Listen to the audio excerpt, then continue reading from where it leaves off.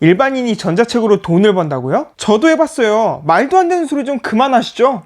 안녕하세요. 빠른 퇴사를 꿈꾸는 따뜻한 자유입니다. 유튜브에 가장 많이 나와 있는 돈 벌기 방법이죠. 바로 전자책으로 월 100만원 이상 벌었다는 수많은 영상들.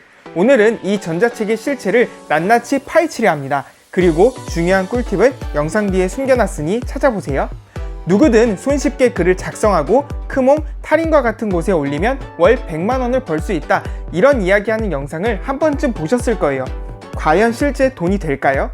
저 역시 실천해봤습니다. 그리고 월 100 이상도 벌어봤죠. 하지만 평범한 일반인이 무작정 글을 쓰고 판매한다면 월 10만원 버는 것도 절대 쉽지 않아요. 기껏 몇 날 며칠 고민하고 정성스럽게 글을 작성했지만 전자책을 작성한 시간을 따져보면 최저시급도 안 나와요. 그만큼 전자책으로 일반인이 돈을 번다는 것은 굉장히 허무한 일이 될 수 있다는 뜻입니다. 단, 이것이 있어야지만 가능해요. 그리고 저뿐만 아니라 전자책으로 돈을 버셨다는 분들은 모두들 이것이 있었기 때문에 가능했던 거죠. 그중 첫 번째는 바로 브랜딩과 마케팅이에요. 이것이 없이 단지 영상대로 글을 쓰고 재능 플랫폼에 올린다고 해서 누가 거들떠도 안 봐요. 한 명이 겨우 살까 말까한 수준일 수도 있어요. 전자책으로 돈 벌기는 전자책을 써라가 중요한 게 아니에요. 전자책을 팔라가 중요한 거죠. 그렇기 때문에 블로그든 카페든 커뮤니티든 유튜브든 어떤 곳에서라도 자기를 포장하고 브랜딩해야 된다는 것입니다. 나는 이런 사람이야. 그리고 이런 재능을 가지고 있어. 내가 궁금하지 않아? 그럼 이 전자책 읽어볼래? 처럼 스토리 있는 브랜딩이 필요하다는 소리죠.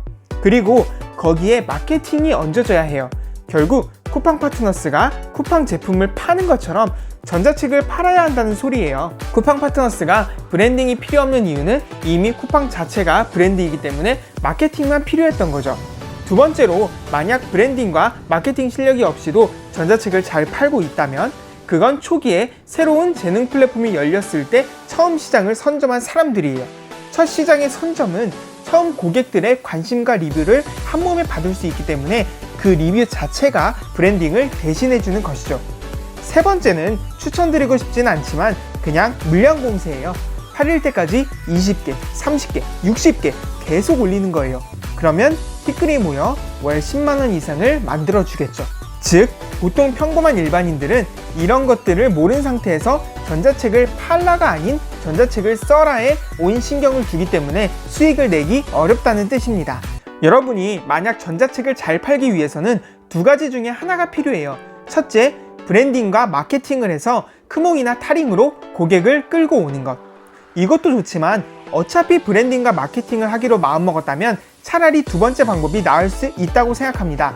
두 번째는 자신의 전자책 강의 홈페이지를 만들어서 브랜딩하고 자신의 것만 팔기입니다.